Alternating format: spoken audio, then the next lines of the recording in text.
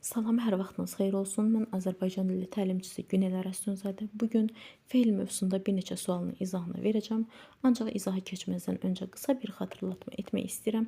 Əgər siz də bizim ödənişli dərslərimizə qoşulmaq istəyirsinizsə, o zaman 050 573 97 06 nömrəsi ilə əlaqə saxlayıb dərslərimizə qoşula bilərsiniz. Keçək sınavımızın izahına. Sual 1. Hansı cümlədə məlum növdə olan fe'l işlənib? Biz əsasən fe'lin qrammatik məna növünü tapmaq istəyiriksə, o zaman həmin qrammatik məna növünə aid olan şəkilçiləri bilməliyik. Bizə məlum növ lazımdır. Gəlin diqqət edək. Güclü yağış axşamüstü kəsildi. Əsasən biz fe'lin qrammatik məna növünü tapmaq üçün fe'llərin özünə diqqət edəcəyik. Sözün kökü kəsməkdir, kəsməkdən kəsilmək və di zamandır. Biz bilirik ki, ıl, il, ol, ül leksik şəkilçisi əsasən fe'llərə qoşulub fe'lin qrammatik məna növünü yaradır. Əsasən məchul növü, şəxs növü və qayıdış növü yaradır və bizim cümləmizdə yağış mübtədadır və iş və hərəkət obyekt, subyekt, yəni yağışın özü olduğuna görə bizim əsasən cümləmiz qayıdış növdədir. Fe'limiz qayıdış növdədir. Tez bir zamanda çadırlar quruldu. Sözün kökü qurmaqdır. Qurmaqdan qurulmaq, du isə zamandır. Nə qurulub? Çadırlar. Kiminsə tərəfindən qurulubmu? Bəli. O zaman bizim cümləmizdəki fe'limiz əsasən məchul növdə çıxış edəcək. Möhkəm səsdən sonra quş qanadlandı. Sözün kökü qanaddır. Qanaddan qanadlanmaq və d zamandır. Diqqət etsək, lan, lən, laş, ləş, al, əl tipli şəkilçilər əsasən adları qoşulub fe'lin məlum növünü yaradır. Quş qanadlanıbdır, məlum növdədir. O səbəbdən bizim variantımız olacaq C. Növbəti. Gələcəkdə daha yaxşı bir dünya qurmaq üçün bütün insanlar həvəslə işləməli və bir-birinə sevgi ilə yanaşmalıdır. Cümləsinə əsasən doğrudan doğrunu, yanlışdan isə yanlışı tapacağıq. Fe'lin təsriflənməyin iki forması işlənmişdir. Xeyr, fikir yanlışdır. O səbəbdən ki, bizim cümləmizdə yalnız məsdər işlənibdir. Sözün quruluşda hər üç növünə aid nümunə tapmaq olar? Bəli. Bir-birinə mürəkkəbdir. Sevgi sözündə sev sözün kökü gi isə leksik şəkilçidir. Quruluşda düzəltmədir. Mürəkkəb, düzəltmə və sadə. Bütün insanlar hər birisi sadədir. Fikir doğrudur. Omonim söz iştirak etmişdir. Bəli, bir sözü var burada. Burada bir ədad mövqeyində çıxış edibdir. Həm də say kimi çıxış edə bilir. Üzərində rəqəm yazılan sözlər quruluşca düzəltmədir və deyiliş və yazılışı fərqlənir. Gələcəkdə ismi, həvəslə zərfi. Diqqət etsək, tələffüzlər də fərqlənir. Gələcəkdə və həvəslə deyə ifadə olunur. O səbəbdən bu fikir də doğrudur. Həm kökü fe'l olan isim, həm də kökü fe'l olan isim işlənmiş. Burada texniki yanlışlıq var. Əslində həm kökü fe'l olan yox, həm kökü isim olan da fe'l işlənmişdir, məqamda çıxış etməlidir.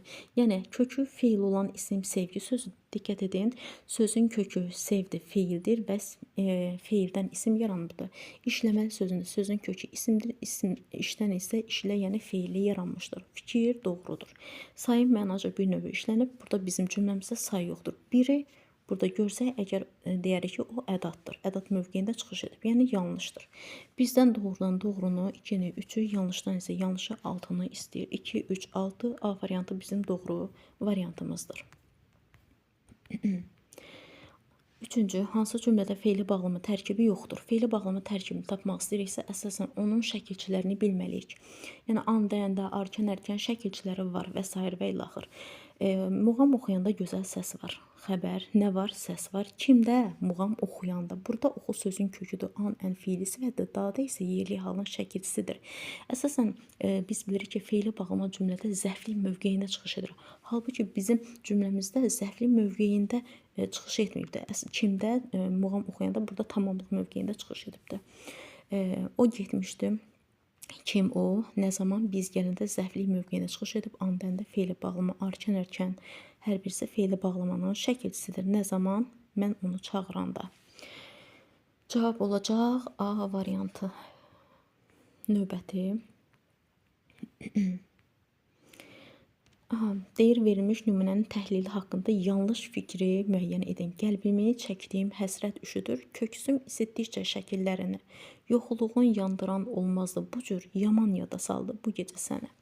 Fe'lin təsriflənməyin iki forması işlənmişdir. Çəkdiyim fe'li sifət, isitdikcə fe'li bağlama, yandıran fe'li sifət. Başqa yoxdur, o səbəbdən fikir doğrudur. Birinci misrada yerli hallı isim işlənməmişdir. Təsirli haldadır, bəli, doğrudur. Frazeoloji birləşmə işlənmişdir, təbii ki də yada salmaq frazemdir. Fe'llərin hamısı təsdiqdə deyil, bəli. Olmaz sözü təsdiqdə deyil, inkardadır.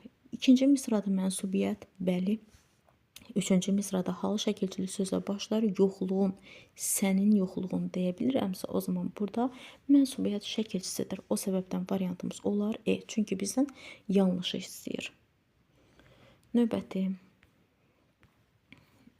4. Aha, növbəti sualımız. Aha, bizdən nə istəyir?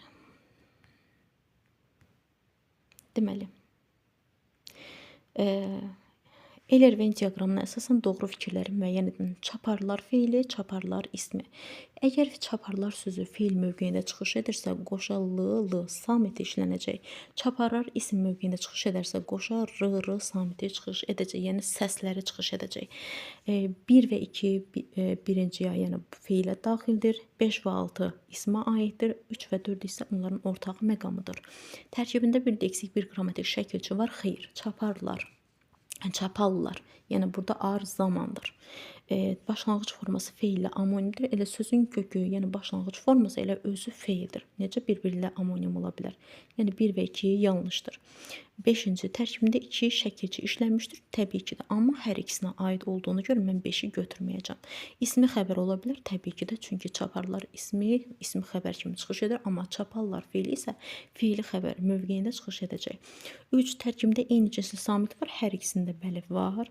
Deyiliş və yazılış fərqlərini təbii ki də, yəni 3, 4 və 6 bizim doğru variantımızdır. 3, 4, 6 C variantıdır.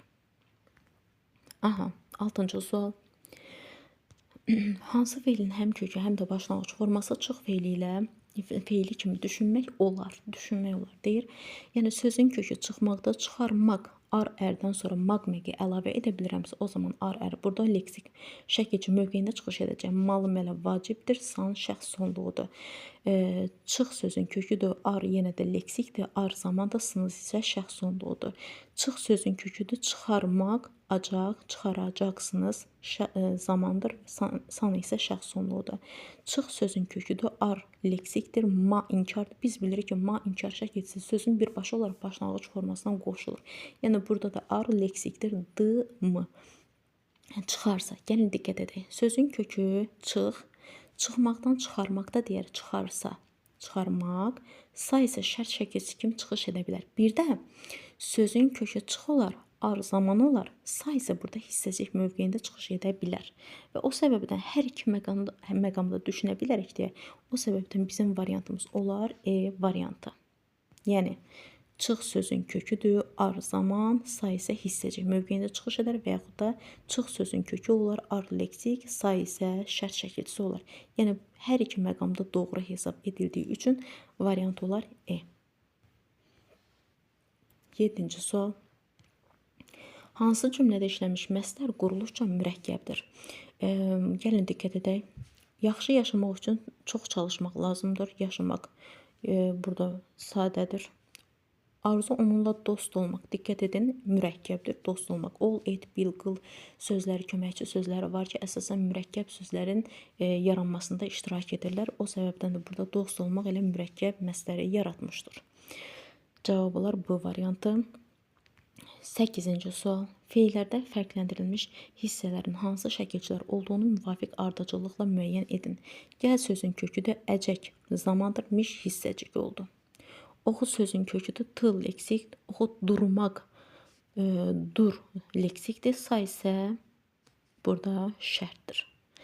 Anla sözün köküdür, ır, anlayır, maq deyə bilmədiyimiz üçün ır zamandır, d isə hissəcikdir.